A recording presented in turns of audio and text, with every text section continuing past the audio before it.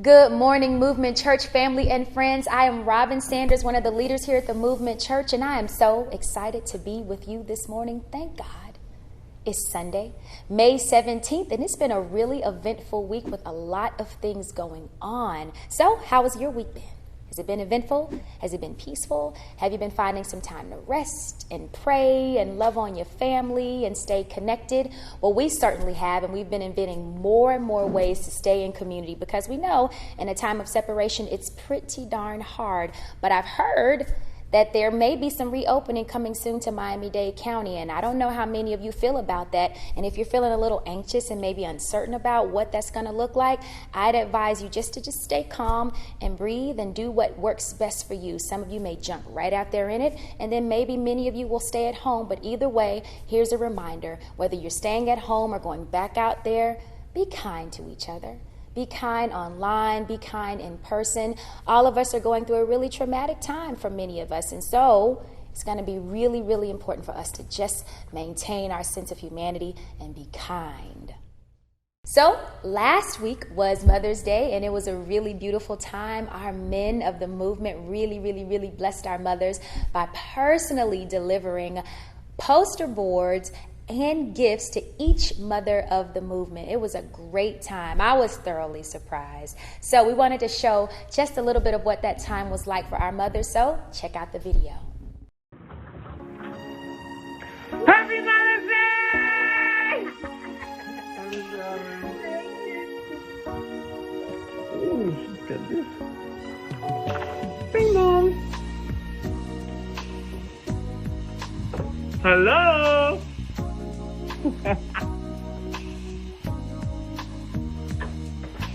Hello. Hi, is your mommy here? No, she's at work. She's at work. All right, this is for her, okay? Okay. This is a little Mother's Day card, but you gotta see it's from the church, not from you. Okay. Okay? Okay. How you doing?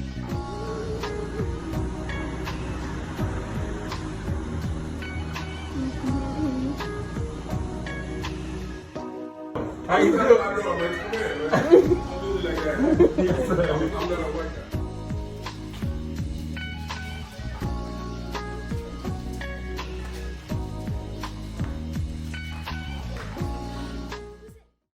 Yesterday, Movement Family Church and friends, we had an opportunity to gather and run with Mod. If you are not familiar with what that means, you can log on to runwithmod.com and learn more about the recent events in February that have seemed to ricochet all throughout our community and world. And one of the things that came from this is the ongoing conversation about race and the inequities that we experience as people of color. And I know that the church has spent a lot of time addressing this issue. And other social sectors, you can't go online without seeing some post about race. So what I thought would be beneficial and helpful, not just for our church, but for others that may be logging in that are a part of other social sectors that are having to have hard conversations about race and differences and diversity. So I wanted to share 3 points that could help frame conversations that we're having that exist about race and about inequalities that will be helpful for us to just adhere to when we're having these conversations so that everyone feels loved and respected, but we're able to move forward as a community, healthy, loving one another. So step one thing to frame the conversation is respect others and their experiences. Examine your motives all the time. Make sure that your motive in your heart is not just that I don't want to be the one not knowing about what is going on in the world, and so I want to make sure that I am abreast of everything that's happening and just being in the know. So examine your motives and don't let that be a motive of like sensationalizing other people's hurt and pain just because you want to appear woke or deep.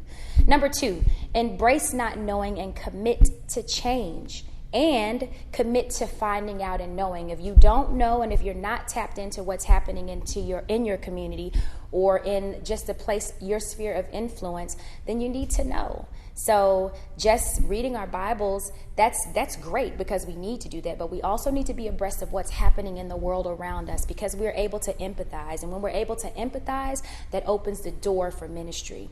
Number 3, listen. and acknowledge your privilege. You are not the only one with an opinion or an experience or a perspective. Other people have them. So on top of being respectful, we need to make sure that we're listening to what is happening to others and not injecting our experience into the other people's experiences. So 1, be respectful. And then 2, embrace not knowing. And then 3, listen and acknowledge our privilege.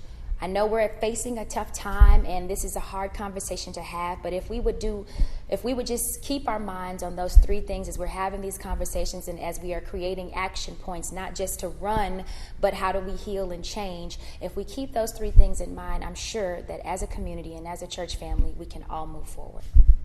Today, we're continuing in our series, Jesus Christ King.